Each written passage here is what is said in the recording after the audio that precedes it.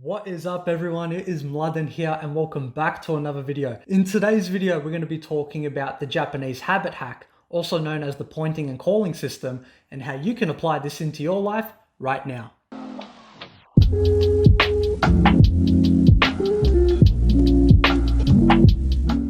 What is the Japanese habit hack, aka the pointing and calling system? Well, I'm glad you asked. As always, you probably never asked. The pointing and calling system was first used in the train systems back in Japan.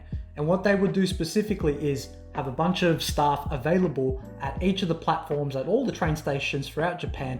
And it was their job and responsibility to point and call out anything related to the train. So for example, they would make sure that if trains were about to depart, that there would be no debris on the road, that the driver is good to go, that no one's hanging out any of the windows, that no one's hanging out any of the doors, that all the doors were closed, so on and so forth.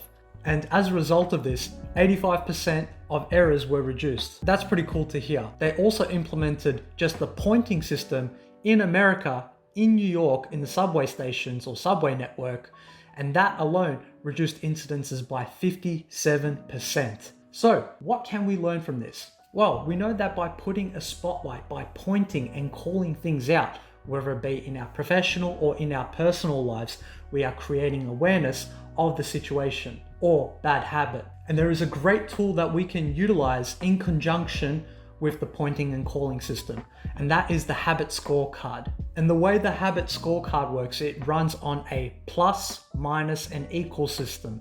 Plus meaning a good habit, minus meaning a bad habit, and equal meaning a neutral habit.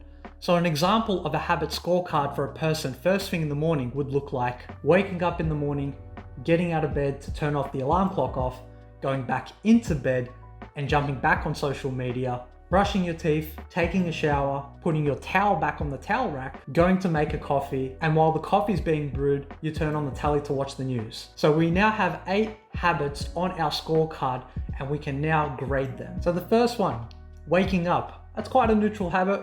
As humans, we all have to do that. The second one was getting out of bed to turn the alarm clock off, which is a good habit. However, the third habit was getting back into bed and jumping on social media. That would be a minus. That would be considered a bad habit. And then we have brushing our teeth, taking a shower. Those 2 things would be considered neutral habits because it's something that we just need to do. Putting the towel on the towel rack after we've done the shower is a great habit, so that would be a plus. Going to make a cup of coffee, it's a great habit if you do need the energy. And lastly, we have the 8th habit, which is turning on the TV and watching the news while the coffee's being made.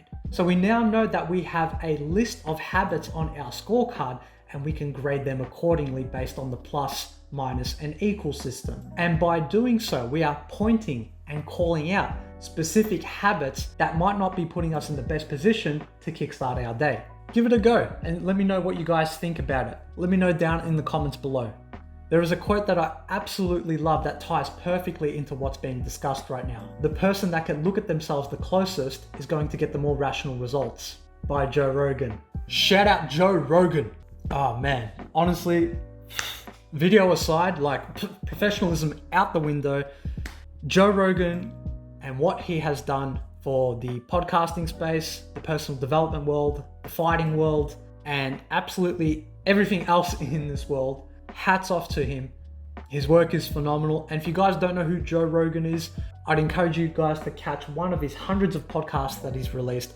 He basically has the blessing and opportunity to interview the experts in every space in this world, ranging from Elon Musk to Israel Adesanya to Action Bronson to Bernie Sanders to Dr. Rhonda Patrick, and so many more other people. And once you're done with your habit scorecard and you have identified a couple of habits that you don't like, well, you should replace them. And if you guys want to take it one step further and really be on top of your habits, I highly recommend that you build your own habit tracker.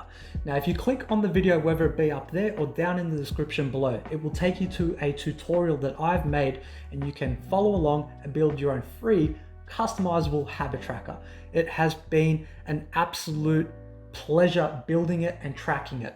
I've personally now have done this for 15 months and I can tell you it is the best secret weapon that I have when it comes to being at your best and showing up every day at your best. And if you guys enjoyed today's video, please consider subscribing to the channel, giving this video a thumbs up, and going down in the comments below and letting me know what was your favorite part about today's video. Until next time guys, love, peace and bless. Then you should check out this video. It's the habit stacking. What the fuck? Dude? Fuck sick, dude.